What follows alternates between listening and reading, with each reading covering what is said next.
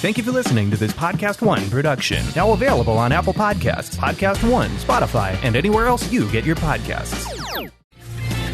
PodcastOne presents the Steve Austin Show Classics. I'm talking to Edge and Christian, Adam Copeland and Jay Reso, two of my good friends from the WWE days, way back in the day. Two guys who, just like me, are now retired from the business of professional wrestling. I got a chance to catch up with Edge, who's over there, I think he's in Ireland, filming Vikings. Jay Reso was over there doing an appearance somewhere in Wisconsin. I'm sitting here at 317 Gimmick Street. This is the first time I've ever Skyped with two cats. So it's a interesting conversation. We're going to talk for about 90 minutes. We're going to talk a little bit about their past as they come up in the business, a few of the wise words I may have shared with them. And we're really going to talk about ladder matches and table, ladder, and chair matches, specifically the one from WrestleMania 17, which involved Christian and Edge, the Dudley Boys, Bubba Ray and Devon, and the Hardy Boys, Jeff and Matt, and with a special appearance by Rhino, Spike Dudley, and the one and only Lita. This was a hellacious match which just blew the doors off just pretty much about everything that night. And what a stacked card it was, with myself and The Rock headlining the event at the Astrodome in Houston on WrestleMania 17. We'll talk about some of their other things as well. But I'll tell you what, I called Christian up yesterday when I was walking around the streets of Los Angeles, walking my dogs, and said, hey, man, I said, I'd like for you guys to be on my podcast. And I didn't know if we was going to be able to make this thing work with Edge being out of the country, but we did. It was a great conversation that I very much enjoyed talking with these guys. And I will be on their podcast in the next few weeks as we do their breakdown of a match. And I think we'll probably select WrestleMania 13. And maybe the one and only Bret the Hitman Hart will participate in that podcast as well. That's to be dropped in the future. And stay tuned to Edge and Christian's podcast for more details on that. But you'll hear that come up in the end of the conversation. And I would look forward to talking about, with Bret, the match that we had in Chicago at the Rosemount Horizon, my favorite building to work in, with the one and only Bret the Hitman Hart, a guy that I really, really have so much respect for. And, man, I love that guy. So anyway, that's coming up. But here's my conversation with Edge and Christian. I enjoyed talking to these guys. I've known them for a long time.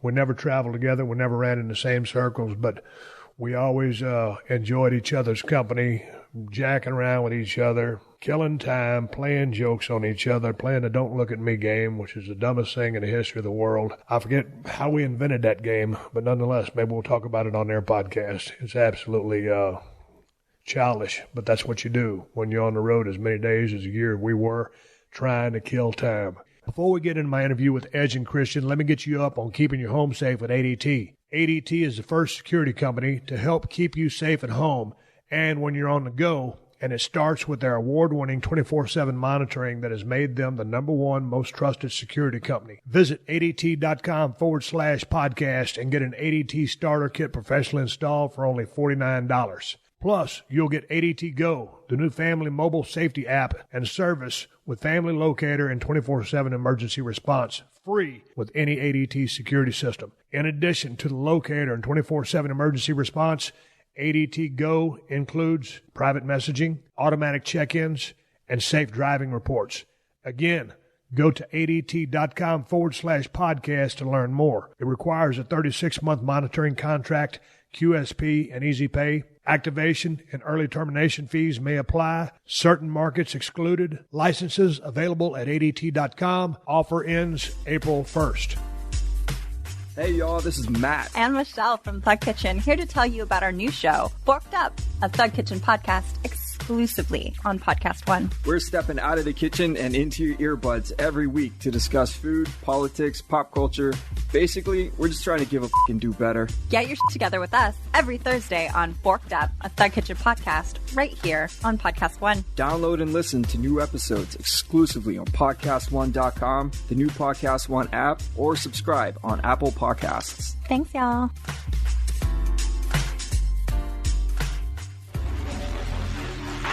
This is the Steve Austin Show.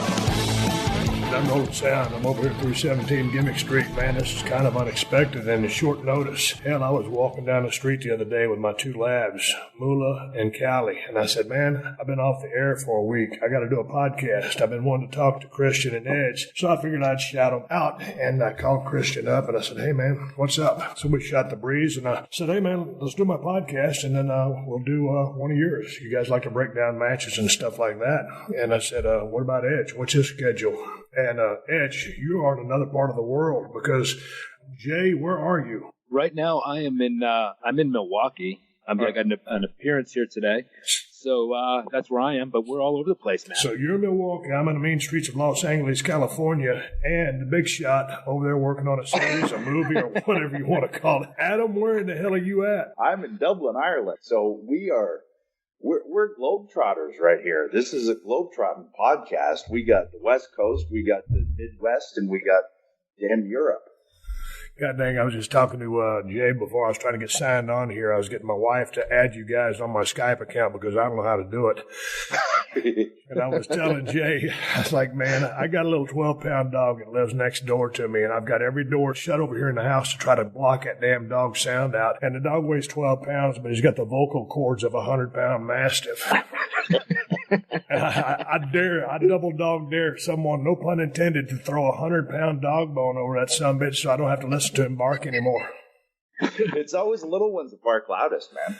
Well, I don't know. I think the thing is starved for attention, but I mean, Jesus Christ, I'm trying to win an award over here for the greatest podcast in the history of the business. I really think my chances are slim, guys. I disagree because we're on it. So if this show doesn't get it done, Well, here's something you need to know, and I'm just going to full disclosure here, Steve. We're double agents, so we've actually come to sabotage your podcast to make sure ours is the greatest podcast, and we win that award. Dude, you ain't got to work very hard to sabotage this thing. It's the biggest clusterfuck in the podcast business. Hey, before we get started, man, hell, I didn't want to go down memory lane and just shoot the breeze and just go ABC 1, 2, 3s. I really want to talk a lot about ladder matches, TLC matches, and stuff like this. But before we get involved into that discussion, Adam, with the acting stuff, have you been pursuing that hardcore ever since you left the business? Because I know your one show got canceled, and then what are you working on right now, Vikings?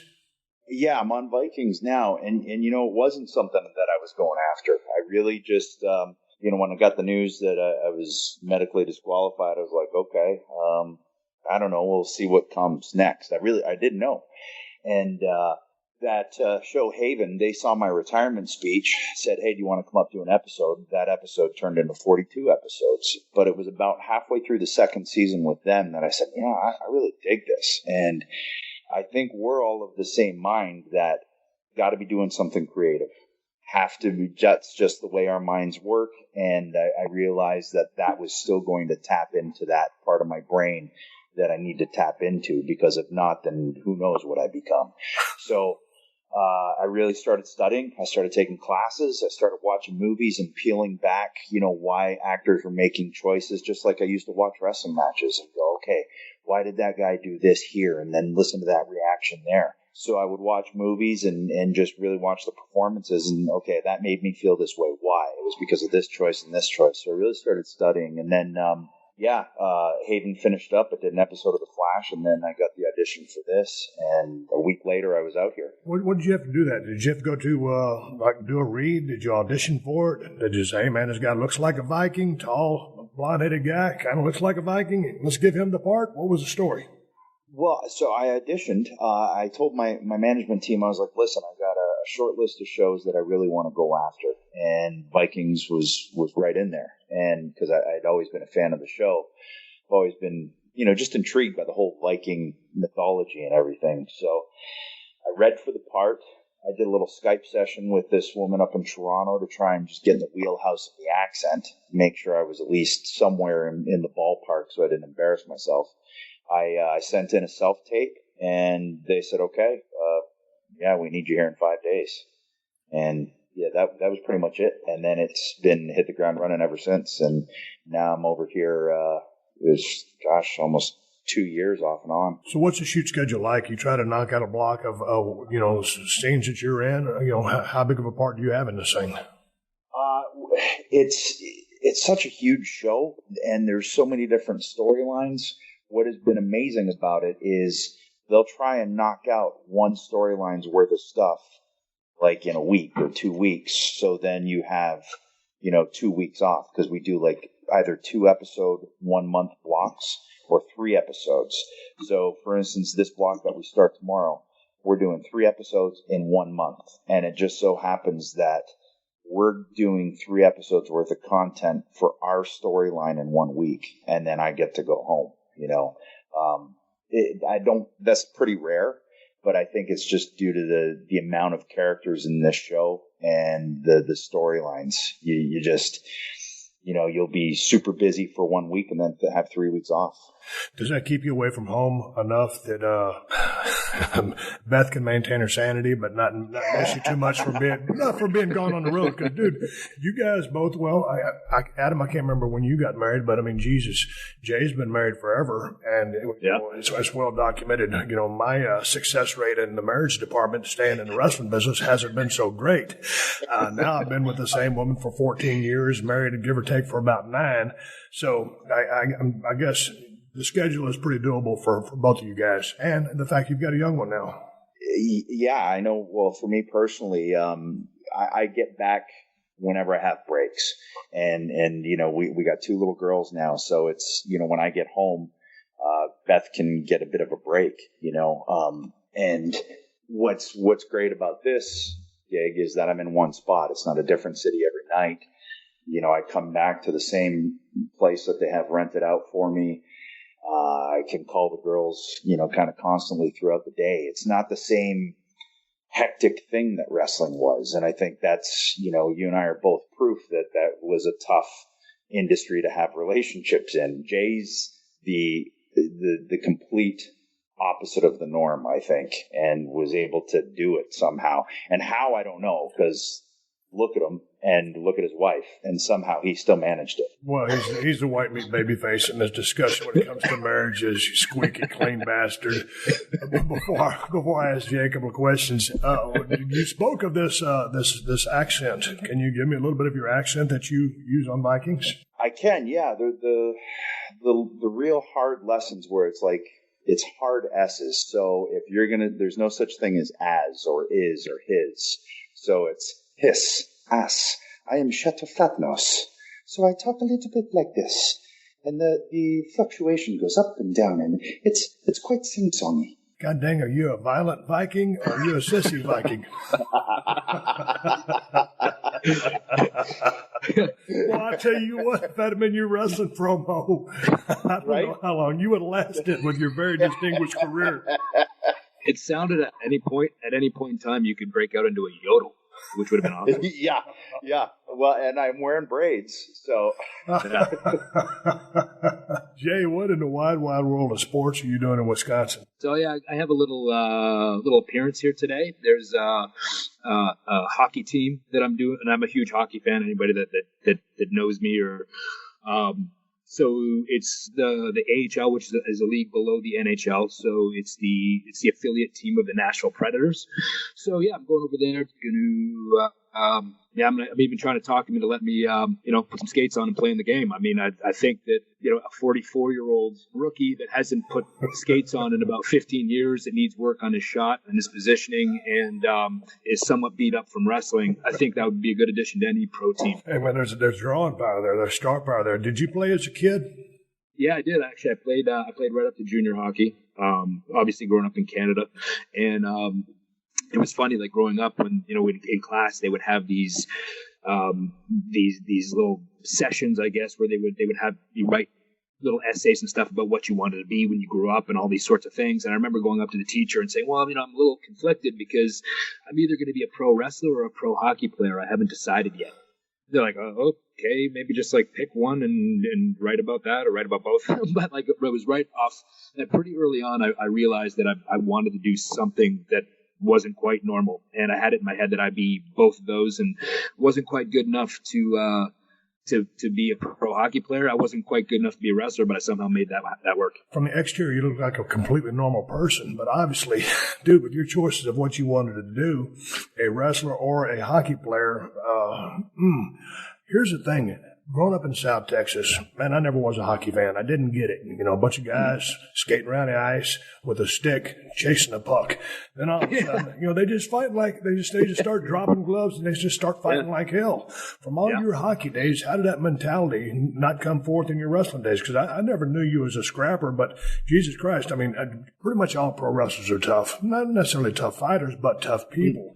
My impression of hockey players is that they're all tough as nails and they'll fight at the drop of a hat. I've never known you to have any kind of temper or ever get in a fight. Yeah, I mean, I have. And I mean, Adam and I got in our share of bar fights, and Adam was a bouncer, and I would go and hang out at the bar that he bounced at, and there was a lot of times where he got in trouble, and I'd just jump in and help him and things like that. But, you know, I've never considered myself any kind of tough guy or anything, but I always felt like I could defend myself if I needed to. And, you know, the worst that's going to happen is you're going to lose a fight. I mean, that's really the worst thing that's going to happen, right? So I never really thought about it that much, and it's like I just, you know, I think you're right, though. I think that there's a mentality, I think, with wrestling also, you know, it's very much the same I see with hockey and having played hockey that necessarily isn't there with other sports where if you're hurt, you try to work through it. It was just the mentality, right? You try not to let them know that you're hurt, and you somehow fight through it, and that's what you do, and that's kind of ingrained in your DNA from an early time, like training to wrestle or training to play hockey.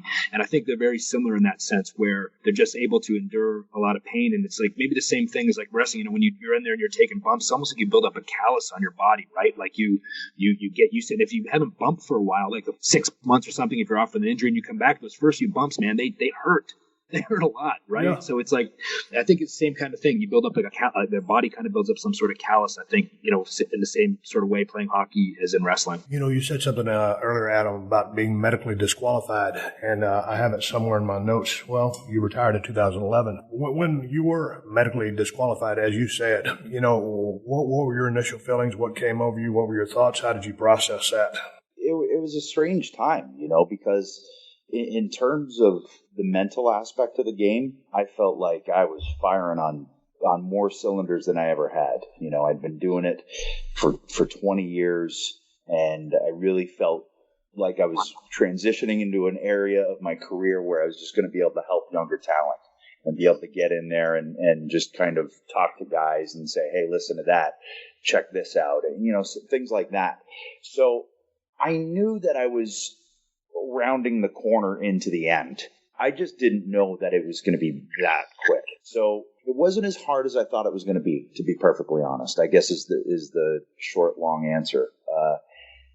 I'd been coming to terms with it because I knew my body was just a fraction behind what my mind was telling it, and I didn't know why. I was like, something's just a little off, and you know, my neck's sore, but that stands to reason. I had a fusion done at the 2-level fusion, so it's going to be sore, and that's just always what I thought. It, you know, turns out there was more going on in there that we just didn't know about. When was the double fusion, and what were the problems that you're speaking of? Well, so I had the double fusion in, I think it was 2002, and went down to San Antonio with Youngblood, and, you know, you helped me a lot through that, and so I did that. I came back, and I wrestled 9 more years, you know, after that. And, you know, just, I look back at some of the folks I was working, and this is in no way a knock on them, but you're going to hear the list and understand, oh, I was the one bumping a lot, because it was Taker, it was Kane, it was Big Show, it was Batista, it was Cena, it was, you know, I was working those baby faces. So as a heel, I was a bumping heel. And I was a bumping heel with a 2-level fusion. So eventually it's going to catch up. And the way it started catching up is, you know, I'd be sitting on a plane and I just noticed my hands were trembling and I couldn't control it. Like I couldn't stop it. I went, okay, that's different. That's odd. And I didn't really kind of understand the extent of what really was going on until I had another surgery in 2012, and they put in a rubber disc at C4, and they took the pressure off the cord. And I woke up on a stretcher in a hallway in the Pittsburgh hospital, and I didn't have a headache. And I went, whoa, I didn't realize I've had a headache for close to a decade. Jeez. Because it became the new norm, you know? It's what you get used to, and that's what it is. So it just becomes normal to you. And I'll look back at a match now or something, and I'll see the veins in my temples just jumping out of my head. And I'm like, oh, yeah, well, that's why, because I had that pounding headache for that long, you know? You're listening to another classic episode of The Steve Austin Show, only on PodcastOne.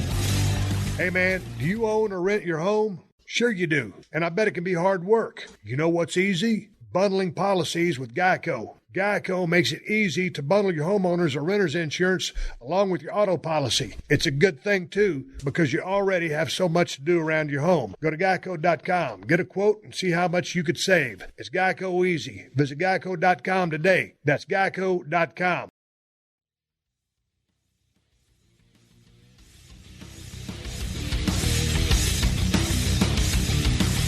I was doing research for Jay, and I didn't know that you were going to be able to join in on the conversation because of your schedule and where you're located. So I know that Jay made almost 20 years. How long did you end up in the business, Adam? Well, I started when I was 17, retired when I was 37.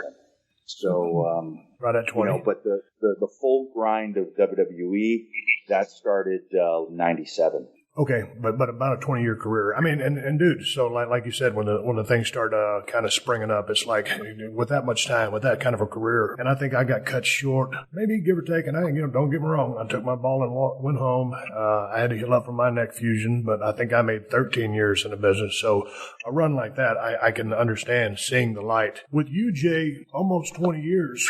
What was the thing? You never had a fusion, correct? No, I didn't. So when with me, knock on wood, I actually was pretty injury free until I want to say it was like probably 2010ish. I had like one minor back injury, like 2004, I think, that sidelined me for a couple months. And other than that, I didn't really. I was obviously banged up and things like that, but I never had anything major until I hurt my pec in 2010. And in 2010, it was funny because I'd never been hurt before, right? And like, it was one of those ones where I was wrestling CM Punk, and I went to pick him up, and I just reached down and, I felt it go, and I knew that previously it had been like there was a slight tear there. So I was in the shower after, and I looked down. There's this lump on the bottom of my chest, and so I finished up, and I went and looked and talked to the trainer, and I said, "Does this look right to you?" He said, "What?" He goes, "No, I think you tore your pec." And so I flew home the next day, and they threw me in an MRI. It was funny because I had never really had an injury before, and they said, "Well, we're going to fly you up to Pensacola the next day to see Dr. Andrews," because he was in Birmingham for a couple of days, and he also had a clinic in Pensacola. So I went to see him, and he looked at it, and he's like, "Yeah." And then he starts talking. He's like, "Well, what we'll do is we'll fly your wife up here, so she's here. We'll get you on the bed at about 1 p.m. And I'm like, "Hold on a second, this is happening today?" He's like, "Yeah, let's get it done." And I said, "Hold on a second here. I need to just get some air." I'd never been cut before. I'd never had a surgery. So you baby. So I was like, I need to go outside and get some air. So I walk out, and I was like, you know what? I was like this. I'm out of here. So I start walking towards to the airport. I'm just in my head. I'm like, I'm just walking to the airport. I'm gonna fly home. And so about 20 minutes later, my phone rings, and it was John Laurinaitis, who's the head of talent relations, and he's like, "Where are you?" And I was like, man, I'm just walking. He's like, "Well, you need to go back. They need to get you ready for surgery." I was like, No, I don't really want surgery. He's like, "Wait, you have to do it," and this and that, and like I'm just trying to buy time, right? Because I just had never been cut, and I couldn't grasp this was going to happen to me. And so I just said to him, I said, "Look, one thing that I hate on TV is when something starts and then all of a sudden it's just dropped for no reason whatsoever." And they had just the week before literally started a program with me and Alberto Del Rio, and they did this thing with him and Ray where he'd taken Ray out, and then I'd kind of come to Ray's defense, and I was starting this feud with Alberto. And so I just kind of said to him, "Look," I said, "I'm not sure what's going on here, but if we can maybe have him take me out, maybe that's the reason for me to be gone. Like, I just don't want to be gone for no reason." Right. All of a sudden, when we just, the last thing you see is me slapping this guy in the face and kind of him taking a powder and backing up the ramp away from me. That's the last thing you see from me for 6 months. Like, if we're going to do something with it, let's get him some heat. And then also on the flip side, when I come back, I have something to come back to. He's like, "Okay, well, look, you got to go back to the hospital regardless." So I got to get back to the hospital. We'll talk to the surgeon and see what he says. So we got back there, and I talked to Andrews, and he's like, "Oh yeah, it's not going to get torn any worse than it is. It's as bad as it's going to get."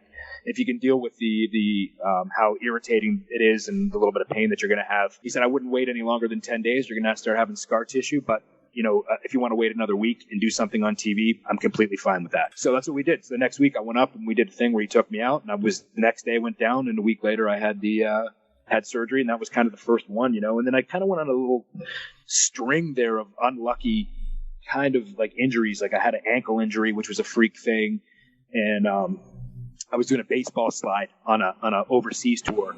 It was in that weird arena in Belgium, that had like the graffiti backstage, and it was like a really strange building, and they always had this like really big ramp where it was almost like a ladder you had to climb up to get to the curtain to walk down the ramp. And it was early on in the match. I was wrestling Sheamus at this baseball slide, and like I caught my toe, and I thought my bone came out of my leg. Like I felt something running down my leg. And so we finished the match. I got helped back up the ramp, and it was funny because Big Show was waiting for me at the top of the ramp, and I basically fell off the top onto his shoulder, and he carried me through these back halls to the trainer room, and I thought I was going to pull my boot off and my bone was going to be sticking out of my leg, and I took it off. Luckily, it wasn't.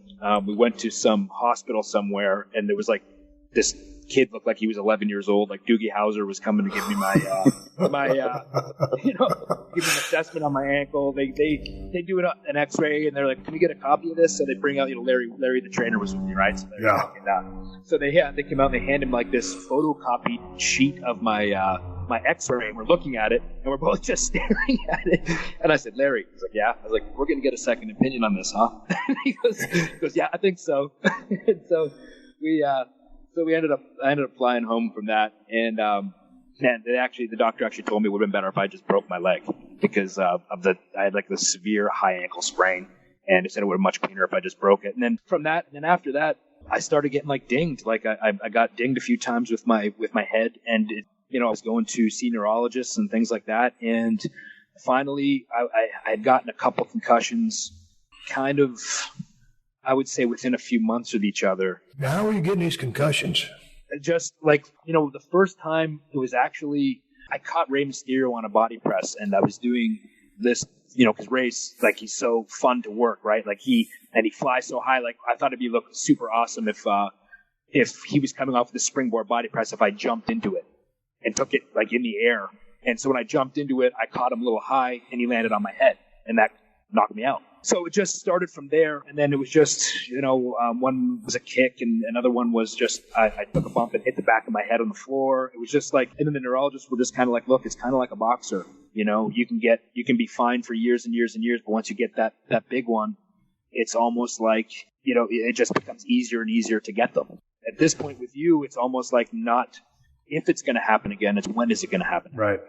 So putting everything in perspective for me, it was, look, I just had a baby girl, and, I've accomplished a ton of things that I want. It wasn't like I was 31 or 29 or 30 or 31 years old where I still had so much ahead of me and all these things to accomplish. I was going to be 40 years old, and I'd done a lot, and I pretty much had accomplished everything I ever wanted to except, main event WrestleMania. But let's be honest, that doesn't happen for most people. Right. And present company excluded. I mean, have both you guys, but hey, whatever. no big deal. Going back to the pec surgery to reattach your pec.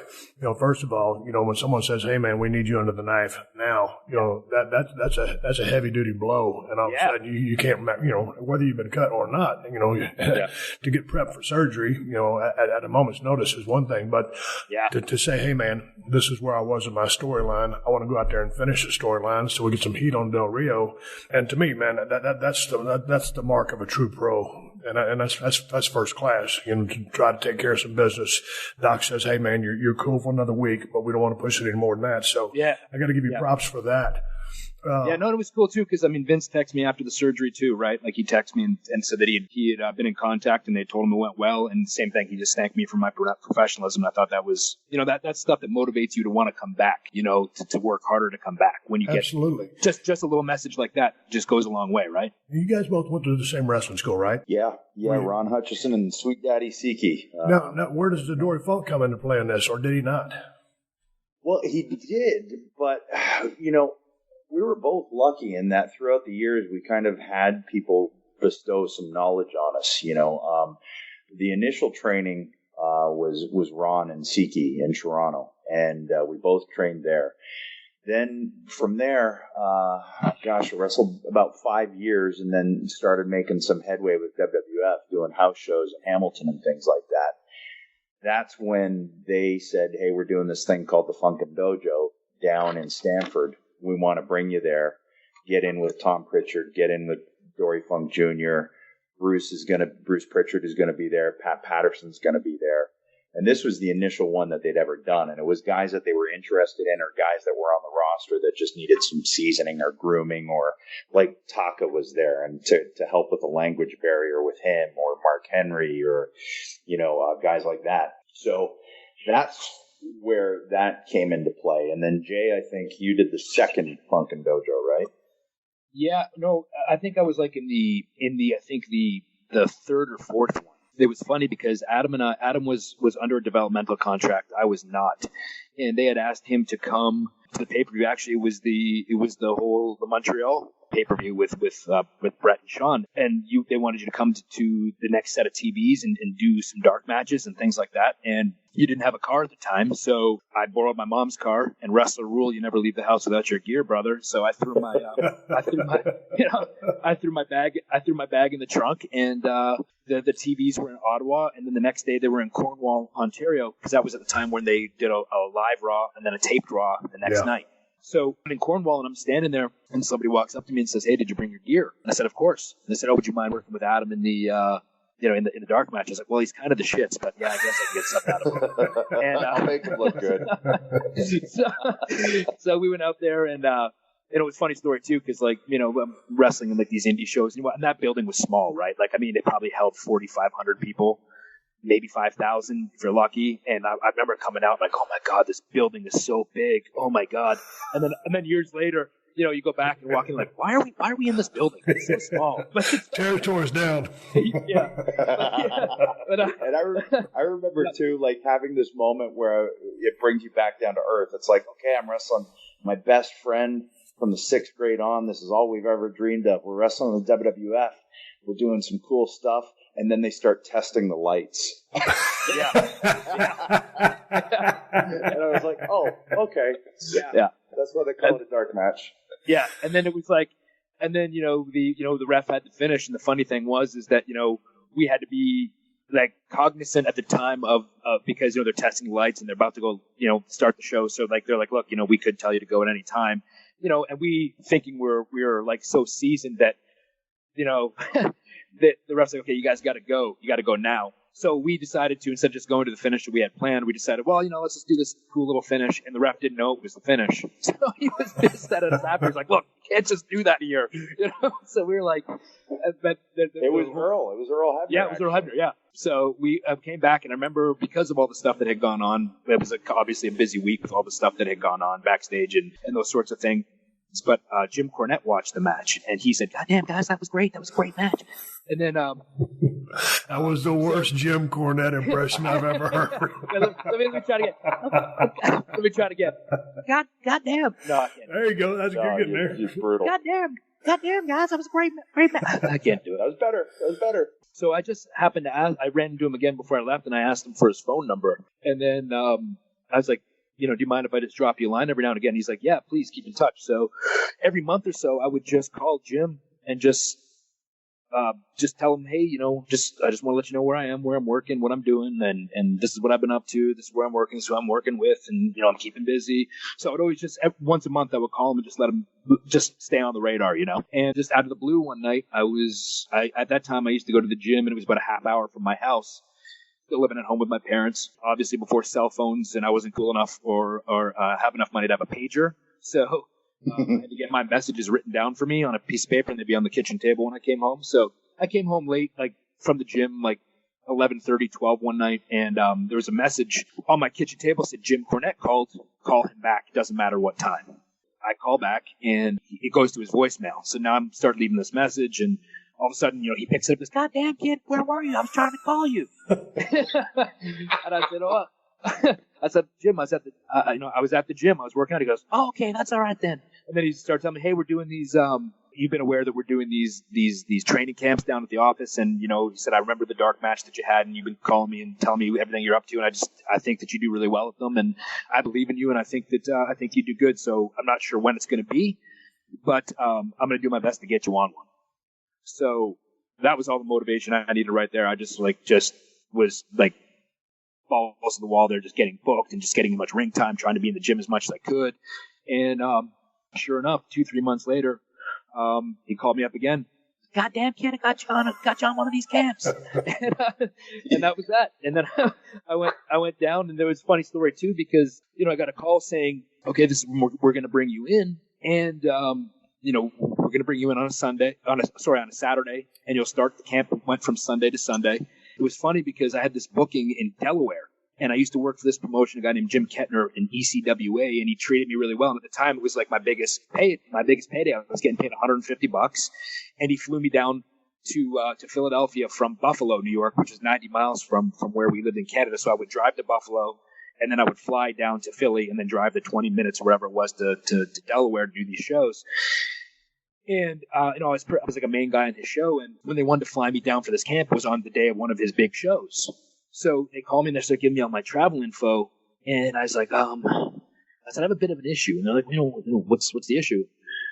And I said, well, this promoter, Jim Kettner, that I work for, he treats me really well, and I'm one of the main guys on the show, and he advertises me and stuff like that, and I don't want to screw him over like last second and hurt his show. I'm not sure what to do here. And they said, well, hold on, we'll call you back. And they hang up, and I'm like, oh my God, I think they're just going to be like, well, if something else is more important than WWE, then forget it, Like, now I'm like, oh man, maybe I should have just said screw it and just not told them. Like, I was like, a million things running through your head, right? Like, oh man, I just screwed my chance up. And then like 10, 15 minutes later, I got a call back, and they said, look, this is what we're going to do. First of all, Vince McMahon appreciates but like to keep their commitments. They said, what we're going to do is we're still going to fly you on the flight we have provided for you. We're going to get a car for you. The car is going to take you to your show. You'll do your show, jump back in the car, and I'll bring you back to the hotel, and you'll start the camp the next day. So that's what I did. I flew down, and they drove me down to Delaware, and I pulled an abdominal muscle in the match. Lucky for me.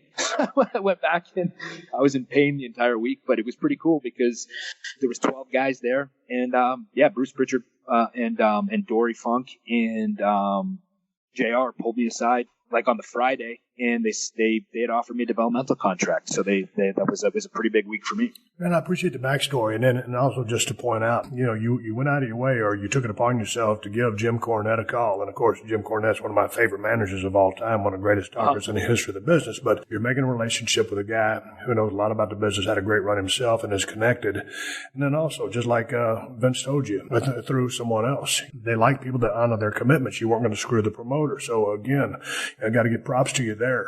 And you talked briefly about Dory, and just from watching you guys over the year, both outstanding workers, athletic style, fast moving stuff. With respect to your body types, both about 6'1", 6'4", on the leaner side, working pro style, very athletic. What did you take away from Dory Funk Jr.? Because my point is, back in the day, when I first started watching wrestling, I was a big Ric Flair guy, loved Dusty, and then Dory would come on, and sometimes Dory's matches could kind of grind down. He was so scientific. And at that stage of my career, I really couldn't appreciate what he was doing. It wasn't until I'd been in the business for a couple of years that I could see, in my opinion, the genius of what Dory Funk Jr. was doing. Just his wrestling, how good it looked, how snug he was, how deliberate he was. I was the biggest Dory Funk Jr. fan in the world. So with respect to y'all's fast-moving style, what were y'all able to take away from Dory Funk Jr. that would impact or help your career? It's interesting, because at first, it was before I got to WWE, I was never really a high flyer or anything like that. I was really... No, I'm not calling you a high flyer. I'm just, a fast-moving athletic guy. Well, yeah, but even still, like I didn't initially do a whole lot. I really tried to keep it. It was just we trained in a ring where you couldn't go off the top rope because the ceiling was too low, and it was a boxing ring. So that stuff didn't really get onto my radar until we started working the Hardys, and it was like, okay, now we can do this stuff, I guess. We just haven't really had an opportunity before. So Dory was just kind of another another layer of foundation, because with Ron and Siki, they really taught us that like the biggest thing they taught us was a drop kick. But we had to. Y'all were grounded in psychology and just being ground based. Yeah, we had to drill a hammerlock to headlock, back to headlock. We were just switching holds and wrestling for like a year before they even contemplated letting us have a match or think about a sunset flip or anything like that. From there, it was just get out on shows, and then you'd try stuff on a show. So it'd be like a crossbody off the top was kind of like a big thing. And then little by little, it'd just like add layers here and there. After that, the next kind of, I guess, schooling that I had was out at Brett's place, at Bret Hart's place, because he was down with a knee scope, and he was champion at the time, and it was Carl DeMarco said you should go out and see Bret. So I went out there, and I worked a little bit with him, and he said, okay, well, we got to get everybody looking at you because you're ready. Then I went out, did some more tours, went out again. This time Jay came with me. And then we both went out there, kind of sat under Brett's learning tree for a little bit. And then from there, it was the Funkin' Dojos with Dory. So we really got super lucky with the brains that we were able to pick and like just listen to. And then beyond that, we were wrestling guys like Rick Martel and Bad News Brown and these seasoned guys that for whatever reason just saw these two young kids that were willing to listen and not just do can you give me some advice and then just do something the opposite. We actually would sit and listen to what these guys had to say and then try and implement it and not just let it roll off our backs like we knew better or something, But let me jump in here because Jay, a while ago, you said when you guys wrestled each other, it was right after the screw job, correct? Mm-hmm. Yeah. Okay, and so now, Adam, Brett has called you down to the house. This is before the screw job, correct? Yeah. Okay, so, obviously, Brett handpicked me, I think it was 95 or 96, for his comeback match in Madison Square Garden. And I flew down to Calgary, and we talked a little bit and visited. And, of course, Brett was always a big influence on me and a guy that I just absolutely have the highest respect for, just him as a person and what he can do in the ring and our trust level and respect level for each other. Just to talk about the screw job for a second, from you guys kind of just being on the outside, what were y'all's thoughts of what had just happened in this company that I guess, Adam, you're a part of, and Jay, you're fixing to be a part of? Or what were y'all thinking at the time when all this shit went down? Because it was heavy duty. Yeah, well, the thing is, we decided that we wanted to watch this match in the crowd. And we had been backstage the entire day, so we kind of found this little side. It was in Montreal, right? So they had these, like, from the locker rooms there, you could walk out into the through these doors, and you could stand in kind of an aisleway off the floor a little bit, but you had a straight shot to the rings. So we walked down one of those and watched it out in the crowd, so to speak. I remember when the finish happened, it didn't really register at the time. I just looked at Adam and I said, that was kind of strange, wasn't it? That was a weird finish. He's like, and then we walk in and all of a sudden we just see people rushing around and running around and a bunch of commotion. And we didn't really know what was, like, we didn't understand. We couldn't grasp it, like what had just gone down. We didn't know till actually like the next day, really, what had happened. Yeah, it was a strange time, man. I just remember, again, DeMarco came up to me and said, yeah, you should go. I went, yep, okay, I'll go. And we grabbed our bags and we left. And then, yeah, the next day I think was Ottawa. And that's where, we were the last to get that kind of word because I'm on a developmental. It's not like I really know anybody yet. But word got around and I just remember thinking, whoa, okay, this is a game changer. And Brett helped me get here. So how does that all fall out now? Is it just, because I'm looked at as a Brett guy, am I going to be gone too? Is Owen going to be gone? How does this shake out? I remember talking to Brett and Brett said, you do what you got to do. Don't worry. He goes, worst case scenario, I can put in a word with you in WCW. But I'd always wanted to get to the WWF. And I felt like that was the place where I was going to get a shot. And be able to show, because at WCW at that point, you know what it was like. I mean, you were there. It was just not the place for me, I didn't think.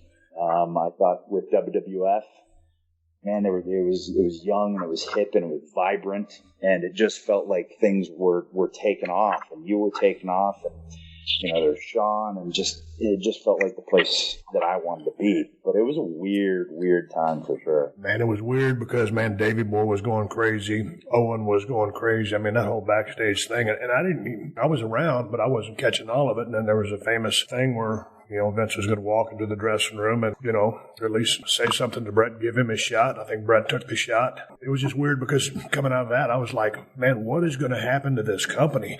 Brett was our world champion. Again, I'm a huge Sean fan, but Brett was the guy at that time. And so I was thinking, man, this company's going downhill. You can't fire your world champion because it was still like a shoot. I mean, we've all known it's a work, but at that level, it's a shoot. And I didn't know what was going to happen. I thought the territory was going to go down. Yeah, I remember thinking that too. Because hey, that just happened to the flagship guy. So how does a locker room have any trust now? If you're going to do that to Bret Hart, how can that not happen, the chance of that happening to everybody else? Obviously, there's more that goes into it. There's different sides of stories and all of those things. But I remember thinking that, like, okay, this is where I want to be, but this might be a weird place to be for a long time if there's still a place to be. You're listening to another classic episode of The Steve Austin Show, only on PodcastOne. Hey, man, do you own or rent your home? Sure you do, and I bet it can be hard work. You know what's easy? Bundling policies with Geico. Geico makes it easy to bundle your homeowners or renters insurance along with your auto policy. It's a good thing, too, because you already have so much to do around your home. Go to geico.com, get a quote, and see how much you could save. It's Geico easy. Visit geico.com today. That's geico.com. This is the Steve Austin Show. I want to talk to you guys about, and obviously you spoke of some of the wear and tear on your bodies. And man, this past, for the last day, I've been watching ladder matches, table ladder, chair matches, with you guys, the Dudleys, Matt and Jeff Hardy.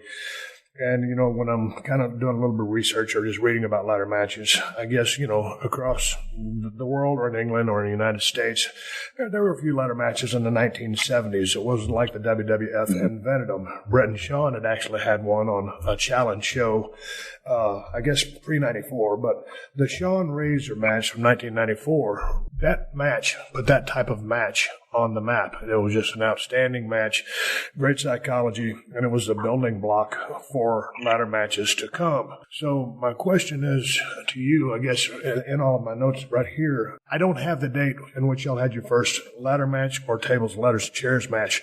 What were your thoughts when someone said, hey, man, you guys are in this match?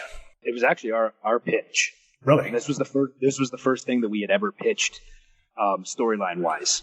And it was strictly a thing to get noticed. We were kind of floating between being on Raw and being on Heat, or whatever the kind of secondary shows were. Sometimes we show up and be on Heat, sometimes we be on Raw, but we're just kind of trying to get our footing, and we just were all like you just mentioned the Razor Sean match, and that was like the measuring stick for us. Like that was a match that kind of changed things for all of us in a sense, and we're all talking, and we were working a lot on the live events, and we're just like, just kind of spitballing, like, how can we take this to another level? Like, how can we really stand out here? And, it wasn't going to happen, any other way, because the card was stacked. I mean, you had you in your prime, The Rock in his prime, Taker, Triple H, Mick Foley, like all these huge stars, like at once. We know we weren't getting anywhere near the top of the card as singles guys. So like, how do you stand out? How do you get a spot every week on the show that's a highlighted slot in a good position, and how do you get on every pay-per-view, and how do you become an important cog in the wheel that needs to be there, or else it doesn't run as smoothly, And so we kind of just were throwing different things around, and we kind of had said, well, what if we do a best of 7 match, and every match is a different stipulation, and it ends with the first ever tag team ladder match. And when we pitched it, we obviously said, there needs to be something hanging above the ring, and we don't want to get too far ahead of ourselves, because neither of our teams had been tag champs or even close to it, I think, at that point. They said, but maybe there needs to be a title or something there, but something needs to be hanging visually for us to grab to win. And that's when they kind of came up with the idea of doing the Terry Invitational Tournament, where the winner got $100,000 in Terry Runnels' managerial services. So it was kind of like this tournament thing that she had put on with this best of 7, and that's kind of how it came about. And we just knew that this was kind of going to be hopefully our springboard into becoming, and I think Matt Hardy said at one point, it took us from being WWE wrestlers to WWE superstars, and that was what we were trying to do. So what was the thought process, just as far as creating that first one to, going on to the 3 that I focused on was the one in, I guess it was TLC 1, which is SummerSlam, TLC 2, which had been, WrestleMania 16 or 17? 17. And WrestleMania 16 and 17, according to Pro Wrestling Illustrated, those table letters chairs matches with yourselves, Hardys, and Bubba Ray and Devon were matches of the year. And I'll never forget, I was rewatching a little bit of WrestleMania 17 just last night, getting ready to talk to you guys, and went ahead and watched that ladder match, and that was, Jesus Christ, that thing was unbelievable. It was just super exciting, and I was thinking, because at the building, I didn't watch the match. I've seen the match, probably 2 or 3 times on YouTube or WWE Network, but then I watched it again last night, and it was just like off the chart timing, danger, thrills, chills, spills. I mean, you both everybody took incredible bumps. And to think, after that, Triple H goes out there to work with Undertaker, and they have a really good match. And I remember, if you guys remember in the arena before that show started, Motorhead was going to play Triple H's entrance song, and they were out there doing a rehearsal. And holy smokes, man, I've always been a Motorhead fan, but that speed metal, they weren't real bassy. With Triple H's song, it was bass heavy, and it was Lemmy, and they struck up that chord, at rehearsal. I was like, chills went down my spine. And so that night at the show, this is after y'all's match, man, all of a sudden Motorhead starts, and Lemmy says, "We're Motorhead, and we're going to kick your ass." And boy, they just launch into that version of Triple H's song. And man, he starts singing. He had that microphone cranked up real high, and it had his neck craned back. And they sing for about 45 seconds, maybe a minute. Finally, here comes Triple H, and he does his entrance, and he comes down, and boy, if you look at Lemmy while they're playing, and those guys played for 4 or 5 minutes, and Lemmy's just grooving. I'm sure he's probably high as a kite, but it was just awesome. I was watching how great the entrance was, and I think when I look back, I think it was probably my favorite entrance anybody has ever made in the history of the business. And now Triple H is kind of famous for his big entrances at WrestleManias, but that one right there in 17, just because of how awesome, raw, and badass Motorhead was, and he was on a real streak at the time, was incredible. And so anyway, they would have that match, and of course, The Rock and I were the main event. There were 65,000 people there. After watching you guys totally destroy the place, the ring, everybody in that damn match, I'd forgotten what a huge task it was to try to follow the match that you guys had. I think WrestleMania 17, everything's subjective, right? But to me, that's the best card and the best pay-per-view ever. And just because of the totality of it, from opening match to last match, everything delivered. And everybody got off. I mean, because sometimes things don't click. Dude, everybody that went out that night clicked. Yeah, and that can be so rare, And, our mentality when we did the first ladder match with the Hardys, our mentality was always, we don't want anybody to be able to follow this. We know that we don't have the promo abilities yet of the guys on top. We don't get those reactions yet, but we want to get there. And what we can do to do that is now start taking these risks that honestly, like I said, Jay and I didn't really take up until that point. We decided, hey, if we want to get noticed in this land of these industry giants, that when you look back now, probably the most stacked roster of all time. Right. How do you stand out in that? Like, how? Okay, well, we'll pitch a ladder match, and we'll do the first tag team ladder match. So we got carte blanche. It's an empty canvas. So we can paint whatever we want on this. And, sometimes first evers like the Kennel from Hell match or something are not good. But with a tag team ladder match, we knew it could be good. So we really just did whatever we could think of for that match. And then the Dudleys came over.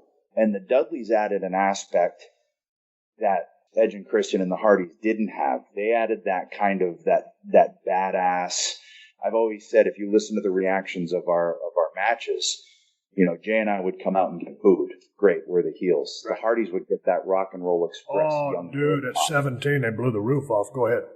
Yeah. And then the Dudleys would get that guttural guy from Philly pop. Right. You know what I mean? And that mixture of those three is exactly what was needed to make those matches work.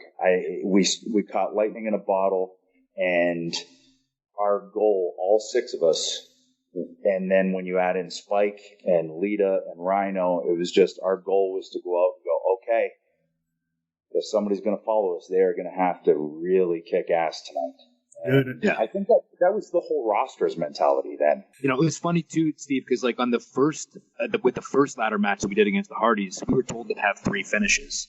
And one was us winning, one was them winning, and one was me kind of turning on Edge and costing us the match.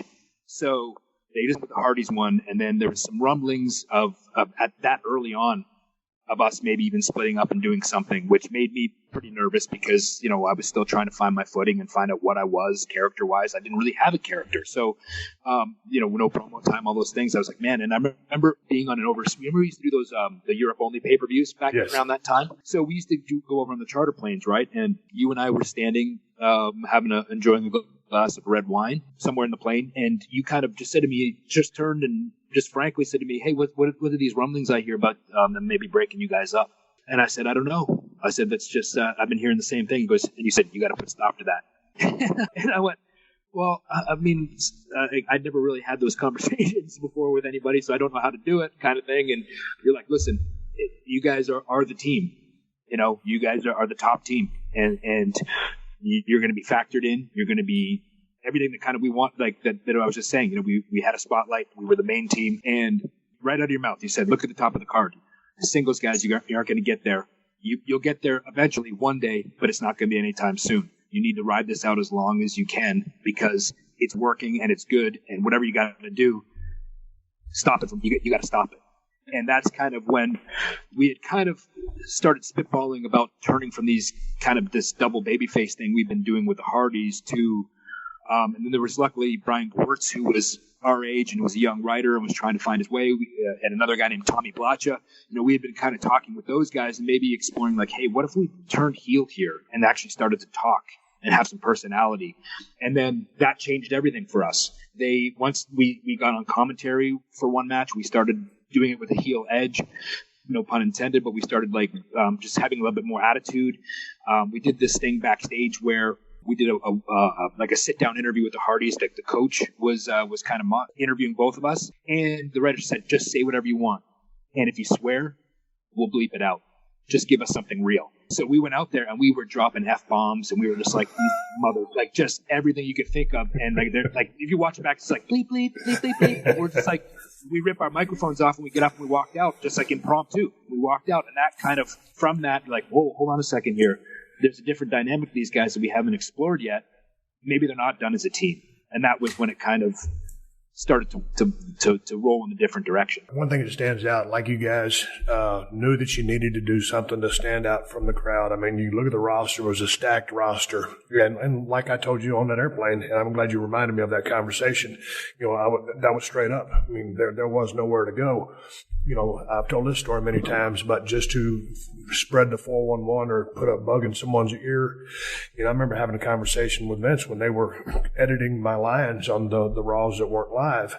And I knew I needed to separate myself from everybody. And I knew, well, exactly like I told Vince, walking across the parking lot into Lowell or Worcester, Mass, wherever it was. I said, hey, Vince, I said, you got a second? He went, well, sure, pal. And I said, hey, man, I noticed when you guys are, you know, I'm watching Monday Night Raw, you guys are editing out a lot of things I say. I just want to know why that is. And, you know, I was supposed to be a heel at the time. He goes, well, quite frankly, Steve, you're popping all the guys in the truck.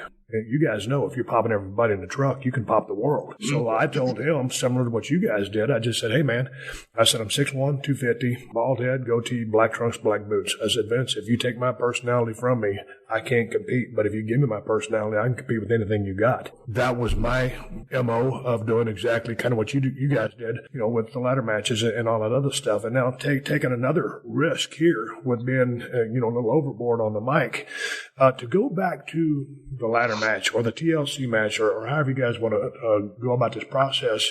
Well, let's talk about 17 specifically, because that was so lights out. And Lita, like you said, Rhino, Lita, Spike, the bumps that all of y'all took, and Lita was so cool back in the day. I mean, when she come down and she kind of had that high G-string thong thing on her pants, she had that cool factor. She was like punk, cool, sexy, and of course she was badass. She was a great worker. Spike comes down, hits both of you guys with his finish. Jay, you both took some crazy bumps, safe bumps. But that, whatever his finish is called, off the apron, through that table, and then here comes Rhino, and then who was he? Was that Jay? Was that you on his shoulders to get that belt? Yeah. He put me on the shoulders, and it was a funny story because when we were at the building the night before, just going over, just tying up some loose ends, just kind of, because it's different when you're in that. It sounds strange, but it's true. When you're in that big of a space, it's sometimes timing can be an issue. Oh, and so we're just trying to get some timing down on some certain things, and we're all laying there, they're kind of talking about it after. Everyone's kind of sitting there and said, "Hold on a second, Jay, you don't have any offense in this match. We need to rethink some stuff." I was like, "Hell no." I was like, "I don't want any." I said, "Rhino's carrying me up at the end. I'm grabbing the titles. That's all the heat I need." But that's a great thought. But put me in a room with you guys when you're trying to lay this thing out, because literally, I mean, you're just watching the match. If there's any calls, it's all protected, and you guys have set this thing up. But it's not like you're getting any run-throughs. Man, this was 17. It's a whole lot different than what's going on. So when obviously you've had experience, you've worked with these guys a couple of times. There's got to be a super high level of trust, and it looked like you guys are just, everything's being laid in, but you're taking care of each other, and there's a high level of trust. When you got 6 guys, and then you have these 3 other components coming in to contribute to this match, which was totally off the charts. How you guys go about setting this thing up? You do this, I'm going to do that, and just how the process goes, because there's down periods after big bumps, action periods, different guys trying to ascend up, get those belts. I've never had a match like that. I had a ladder match with Vince and Shane one time. It was a drizzling shits. As soon as they told me we're going to have a ladder match, I'm thinking like step ladders, right? Because, I didn't need to be off the ground. So, I've never been involved in anything like this. So, you take me through that process. And who commands the floor? We realized if it was going to have any lasting power and if people were going to stay engaged and wanted to see these matches, we couldn't just let them be car crashes, which maybe a couple of the early ones were. They were just kind of everything really, it sounds weird, but we were trying to get some psychology in these matches, like a reason to actually do certain things, not just like, well, why is he setting up a chair here when everybody's over there? You try to make everything logical why you're doing certain things, and that was the challenge. So a lot of times, and you have 6 guys in there with all that have ideas and are creative guys and feel strongly that their opinions are the right ones. So there were times where, we'd be in arguments about stuff, and it wasn't coming from a place of anybody being mad at each other. It was a place of passion where we all cared so much about this that we were willing to argue our points. And then at the end of it, we'd figure it out how to make everybody's ideas work. And then we'd go out there. And like you said, no matter where we were at back there, we had 100% trust in each other. And, that's also a lifelong bond that we're all going to have together too, I think. Yeah, I mean, there were times when we'd butt heads, but it was always to try and get what we all felt was going to be best. And that can be tough with 6 people to try and get this, unanimous thing. It wasn't going to be that way. And the chemistry of the teams, the way it kind of worked is Matt would be the talking guy for the Hardys and mostly the idea guys, and it was Bubba for the Dudleys. For us, it was both Jay and I, where we would both come to the table with a lot of ideas and a lot of, and Jeff and Devon just aren't wired that way, and that was fine. Jeff would come up with a massive idea, and then we would go, okay, How can we work this in? How can we have this try and make some semblance of sense? And then we also had Michael Hayes as our agent, and he's a huge part of it too, man, because we would all just sit down and just throw these ideas at the wall and see what stuck or resonated with the majority of us anyway, and then try and appease everybody and make it work. But like Jay said, try to have things make sense, but at the same time, I wanted those things to look like a tornado had been through a trailer park after. Like, for me, the best visual is after WrestleMania 17. Just take a look at the ring. Take a look at the bodies everywhere. Take a look at the ladders that are broken, the tables destroyed. All right, mission accomplished. That's what it needs to look like after this match. And I've said it repeatedly. I think we all went too far. We really did. But that it was our mentality of just trying to get noticed. And then once we went far, then we had to one-up ourselves, because then it was like, well, now we're going to do TLC 2, and now we're, and it's like, okay, now what do we do? How do we top this again?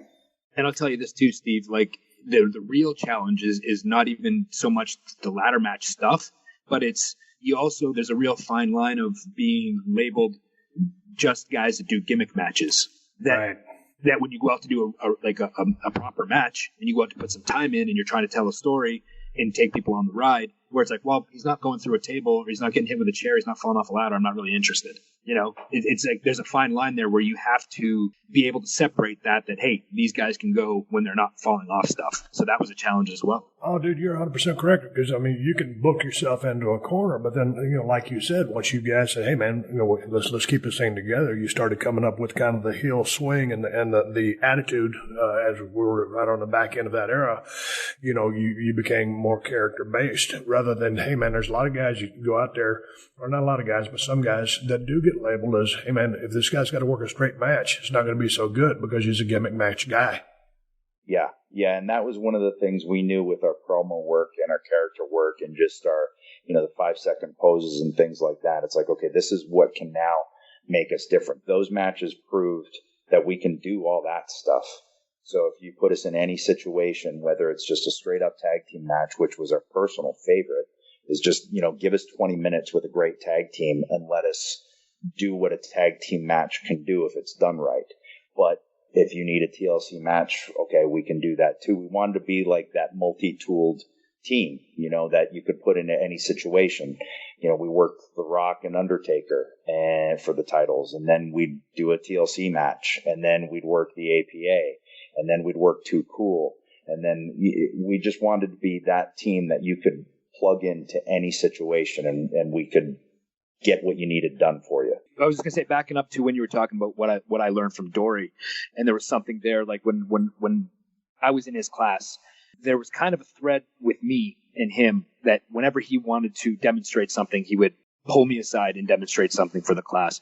Whenever there was something that he wanted done with, a certain different size, because there was all different sizes of guys, and there was monsters in there. There was guys that were 6'4", there was guys that were smaller than me, there were guys that were my size. The majority of the time he was asking me to do a short match with this person, or do a spot, or do something like that. So in my head I was like, well, there's a reason for this.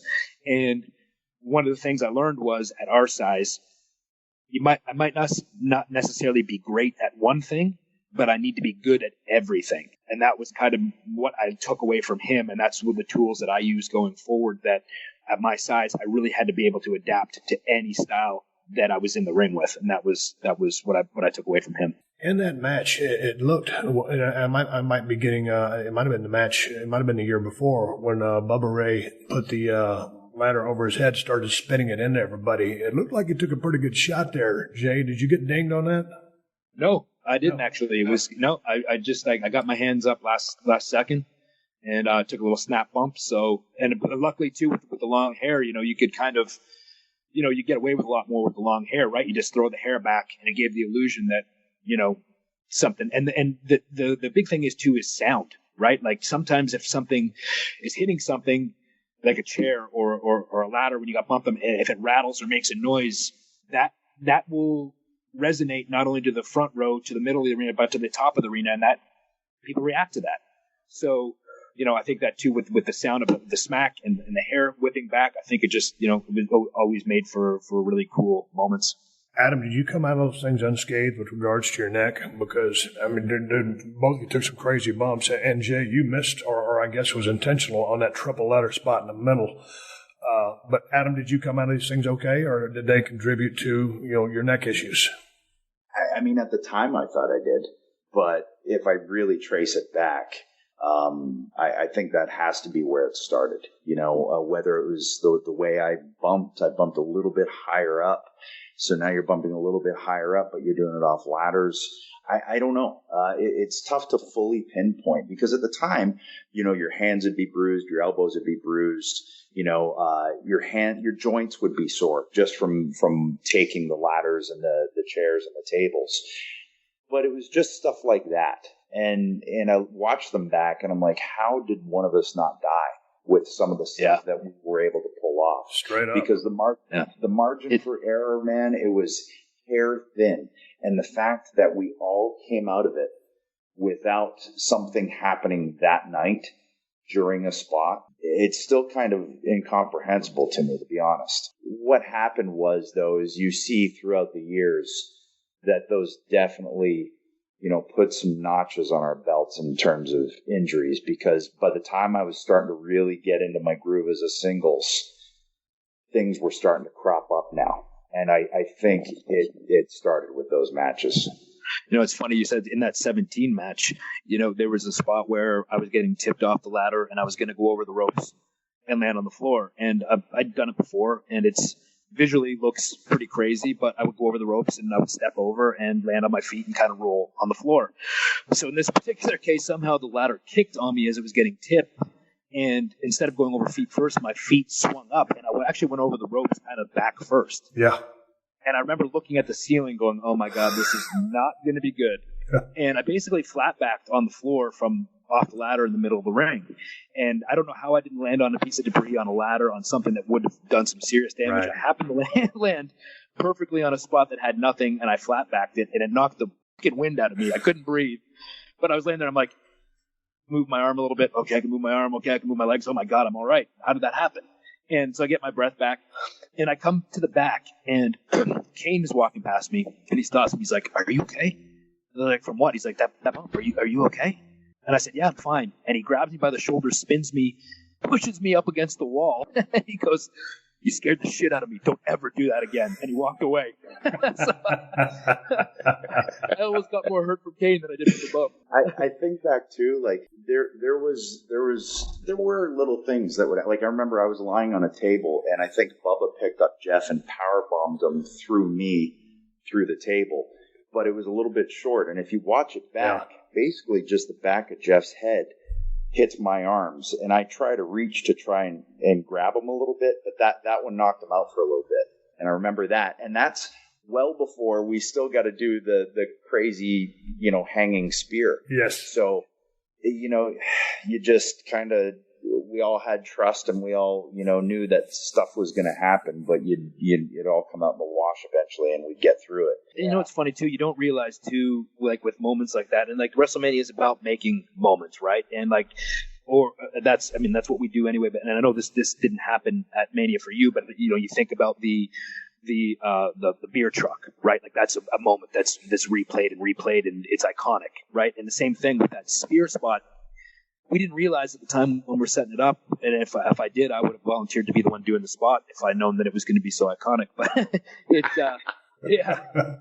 but it's one that's in any video package, hyping WrestleMania or WWE, you see that spot where Adam spears Jeff Hardy off the ladder. He's dangling from the ring in the middle, trying to grab the titles, and Adam Edge dives across and spears him off, and you just see people standing up, and you see the lights flash, and you see the bump that Jeff takes.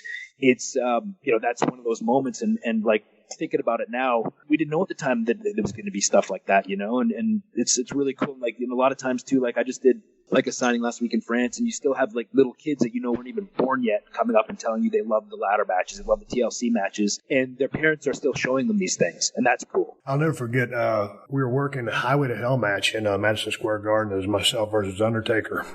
I got knocked out early on in the match. I don't remember the rest of the match, but I kept going in the match, and the match was average. But at one point, we'd planned a little spot where I was going to be out on the announce table. Taker was going to go up top, and drop a big leg on me. So, we talked about it, and now all of a sudden I'm laying on the table. I'm looking up. First of all, Taker's 7 feet tall. Then he's on top of the turnbuckle, and I'm the target. And I'm thinking, well, I guess we're going to do it after all. And all of a sudden, here comes Taker. And that's a high-risk move, but it's certainly not as high risk as what, the totality of this match you guys had at 17. But the point I'm trying to get to, Edge, take me through where you were, because there's a lot of timing going on there. It's not like you guys got a chance to practice this. Jeff's hanging. Who's that? Bubba? Was that Devon? I think it was. That was Bubba that was pulling him back. Okay, Bubba was pulling back with the chair, and he had to get the proper release with his feet, and then there you are on the ladder. Take me through that, just as far as, hey, what the F? Here I go. Yeah, that was really it. What I was really trying to pay attention to was what rung I needed to jump from for the trajectory to work.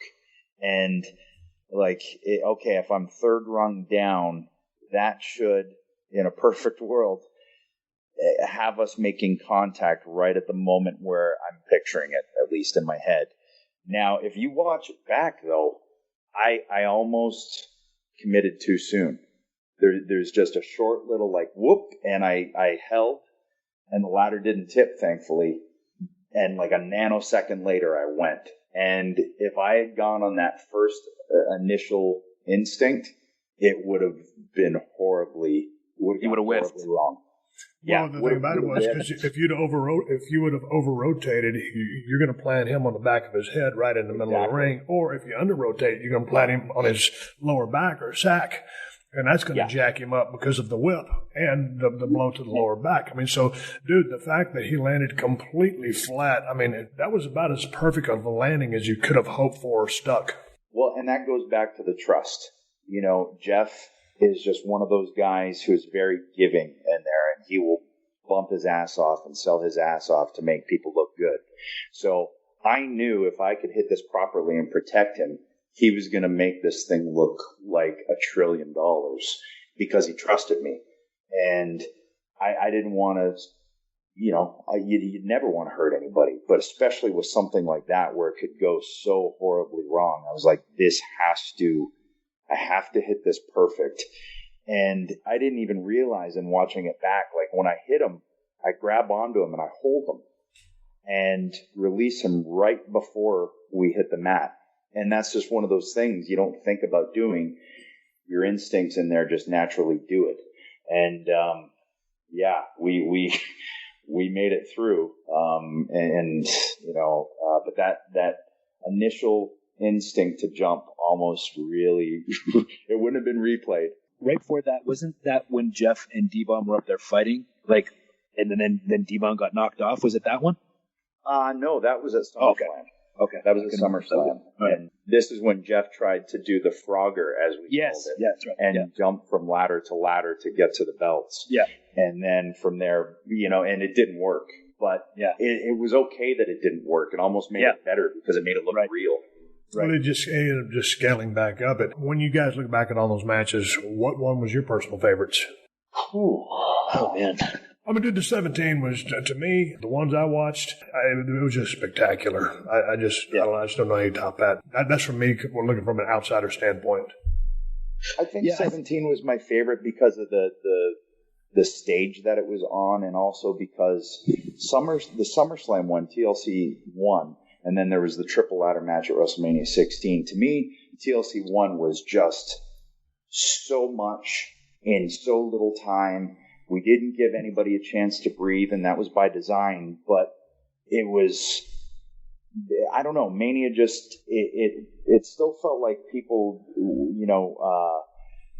there was always action going on, but it was just able to be digested better. And I think because it's the one that has packages played from it or spots played from it in WrestleMania packages, that to me is the one that I think stands out. I think for me, I think the same thing. The first one with the Hardys kind of holds a special place for me just because it was our launching pad. I don't know where either of us would have ended up if that match never happened. And if we didn't hit it out of the park on that one, you can bet we wouldn't have got another chance to do it. So there was a lot of pressure on that one. And But I think as far as the overall match itself, I would think that the 17 one was, and for another reason is after Kevin Dunn, I had a conversation with him after that match, and he said, realistically with these type of matches, you think about it, and you shouldn't be able to tell a story, but you guys are now telling stories with these matches, and that's a testament to the talent of everybody involved, and that always kind of held a special place to me that he acknowledged that. When I watched those matches, it was interesting because I believe I watched them in chronological order, or I watched, I think I did. But what I noticed was, and I believe they all started with a jump start. It just looked in 17 like you guys, as you were making your way to the ring, like you had been there and done that. And I thought your work in the previous 6 months to a year or a year and a half out, it was still at a very high level. I just thought that everybody looked more comfortable. Everybody was ready for the stage. And that was a built show. I mean, that crowd was crazy. But just from you guys, everybody making their way to the ring, it just looked like everybody had another year and a half of seasoning. And to me, that always makes the difference in a professional presentation, no matter how scientific or how crazy you're trying to get. It's pro wrestling. And I think that was just it. Like by that point, we had some moxie to us, and some swagger to us. Whereas, as much as I love the ladder match with the Hardys because it did put us all on the map, it was still that, okay, we're 4 guys here. We're trying to prove something. By WrestleMania 17, we already felt like we'd proved something and we knew it. That being said, with that first ladder match, the tag ladder match with the Hardys, that was the first time they did the camera above the ring. So, and it was really the first moment that as performers, I remember hearing a groundswell of a reaction I'd never heard before. So, I mean, that holds a special place because that's where the wave started. But by WrestleMania 17, man, it felt like a tsunami. It was just, and it felt like we were riding it too. One of those things too, where like I said, everybody was on the same page and clicked. It wasn't like, oh man, Edge and Christian are winning this one again, man. Like it's bullshit. We should be winning this one. Like it wasn't like that. We were different teams, but we were all a team in a sense. Like it didn't matter. The goal was to go out there and make a match that stood the test of time and to steal the show. And it didn't matter who was winning. It didn't matter, who was taking more bumps or getting more offense. That didn't matter. We were out there to do one thing, and that was to put on the best show we could. Oh, dude, that's the thing. It doesn't matter who would have won the belt. You guys retained or won them. Did you retain or win them? I think we retained in the first one, or we won in the first in 16, and then we retained at SummerSlam, and then I think we won them again in 17. Okay, so you won them at 17, but my point is, it really doesn't matter who won. And at the end, of course, it did. But my point is going back to exactly what you said, man. As long as the whole match is just a badass match, and everybody gets some of something, everybody gets over. The crowd, is so involved and so enamored and thrilled by the match that everybody gets over, and it's good for everyone. No one has to be selfish. It was about the belt because you put yourself through all this, carnage and damage to try to get the belt, and that's what the belt means to you. But whoever would have won it still would have been the same match, and it's just a case of everybody going out there and working their ass off and not being selfish or giving a shit who's going to win or having a boo-boo face. Oh, I'm dropping the title. Yeah, I think our mentality was, and all of us was, we all walk away from this stronger than when we went in. Absolutely. No matter who has what. The Hardys will go on and be, the babyface tag team that can work you and Triple H, and the Dudleys will be the tag team that can go work, Kane and Undertaker, and then eventually Jay and I will split and we'll do our singles thing, and it all stems from that whole series of matches where basically where we got noticed. What were you guys, before we wrap this thing up, and I'd like to come back and talk to you guys again about the rest of your run as a tag, getting that 5-second pose, establishing some of your character traits, and then the split. because, the split, all of a sudden you're cruising along in a tag team, all of a sudden you split and you go back into a singles role, because I've been there, done that, complete lack of confidence. And it's almost like you don't know the shit around your watch, and you might have been working however many years, but you don't have that safety cushion. You're not on the, you're not ad-libbing or going, off what the guy has done before you. So it's a real lesson. But let me ask you one last thing. Coming back from that match, you guys get together. You always say thank you after a match, but boy, after something like that, when there could have been so much carnage, there was such a high margin for error, and you pull it off spectacularly. A couple things come up short, but I mean, in the scope of things, just a 10 out of 10. What are your feelings? What are people telling you? Did you get a stand-up in Gorilla? And is there what's the big hug in the back? Because, dude, when you knock one out of the park, it's in a very high stage, the highest stage of them all, WrestleMania, and you crush it. What were you guys feeling the next day or right after the match? It was a weird one, honestly, because of the way the Astrodome was. And as we talked about earlier, sometimes there's a delay. Yeah, there's not that instantaneous kind of gratification where okay, that worked, because the sound has to go up, hit the roof, and bounce back to you. So while we were out there, we talked about it afterwards. We were like, man, the crowd didn't sound like they were really there like we thought they were going to be. And then when we saw at the after party, we saw the match back on tape, and we're like, oh, okay, they were. It was just that delay that kind of, at least, it took us out of it a little bit in terms of, getting that instant reaction, if that makes any sense. But man, we came back, and it's one of those deals where the first thing is, are you guys okay? Yep. And the second thing is, goddamn. And then,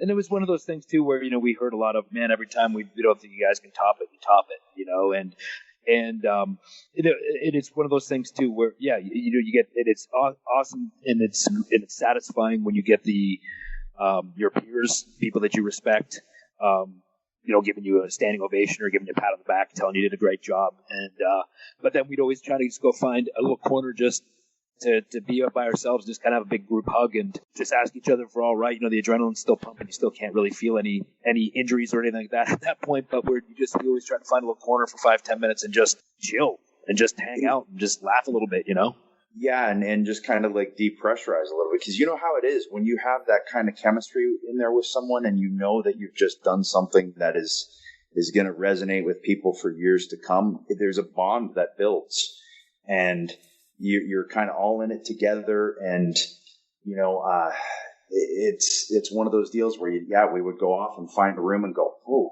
man, okay, I think we just did it again. Like, damn it, and we're okay, and so there was always a lot of that. Man, we're doing this. We're doing it. And now I look back, and Dudley's are going to the Hall of Fame this year, and Jay and the Hardys are going to go in, and it's just like, okay, we did it. That's where it all started. Before I let you guys go, tell everybody about your podcast and where they can find it. Birdman, you want to take this? Yeah, so it's ENC's Pod of Awesomeness, and you can find it, wherever you get your pods, Steve. It's on iTunes, Spotify, Stitcher, Google Play, all those good places, And it's basically, it's just us kind of busting each other's balls, just having some fun and talking like idiots, like we normally do. And if you like the kind of stuff, then listen to, give it a listen. You guys doing one show a week? We're doing one show a week. It drops Fridays, and we've only had one so far. It's called Anatomy of a Match, and it was Jay's idea, and to just sit down with the people that participated in one match and just talk about nothing but that one match, and just pick apart the whole process. What was the mindset going into it? How did you feel in there? And we want to do you, and we were thinking Bret Hart. Oh, dude, that'd be such an easy one to break down. It'd be unbelievable. And that's one of my favorite matches of all time with one of my favorite wrestlers of all time. I love Bret Hart. So, yeah, I'd be down for that, because there's a lot of backstory to a lot of the things that went into that match. So, anytime you guys are ready, just let me know. Yeah, right. Sure. That's the one we'd love to do. And, we have one on now. Like I said, Adam said, we just did one of them, and it was Shawn Michaels and Mankind from In Your House Mind Games. Very underrated, kind of under the radar match that was just an amazing. if you're going to put, I've never been into the putting stars on it, but if you were, it's a 5-star match. It's that good. So it was cool to sit down and get the mindset of those guys and what the outcome was. So it's a lot of fun. Well, sounds good. Hey, man, it was good talking to both of you guys. And Adam, good luck over there filming. I'm glad you could join us because, hell, man, with you being all the way over there, I think, based on what I heard in the sound check, it sounds like we're, pretty much in the same room. And Jay, thanks for calling me back. It was good talking to both of you. Two guys I've got a lot of history with, and we could talk about that again on another podcast in a couple of weeks. Sounds good. Don't look at me. How long? 14 days. Jesus. Until we do the podcast, our podcast. Okay. I will be on the ENC podcast coming up in a week or two, or 3, or whenever. Whenever Adam gets back from overseas and they give me a call, I'm here. If I catch you guys down the road, I enjoyed it all. Don't look at me. Goodbye. Thank you for joining us for another classic episode of The Steve Austin Show. Please leave a rating and review on Apple Podcasts and tell your friends. For more Steve Austin Show, go to PodcastOne.com. That's PodcastOne.com.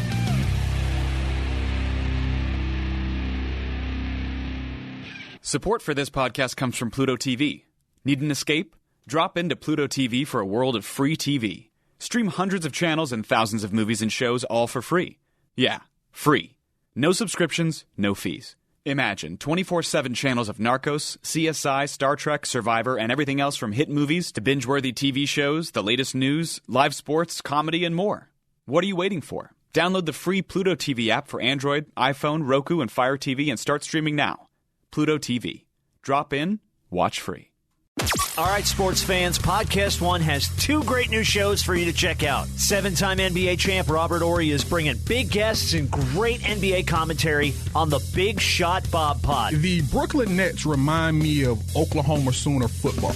And we got to have to outscore you every time. And that's what the Brooklyn Nets are. Man, you got Steve Nash at the helm. You got D'Antoni. They ain't thinking about no defense. And Eric Bowling and Brett Favre come together for Bowling with Favre. Everything from sports to politics to business and culture. Any insight on what Aaron plans to do in Green Bay? What I read into his comments were simply frustration, nothing more than that. Subscribe now to the Big Shot Bob Pod and Bowling with Favre on the Podcast One app, Apple, Spotify, or wherever you get your podcasts. And rate and review the shows on Apple for your chance to be featured.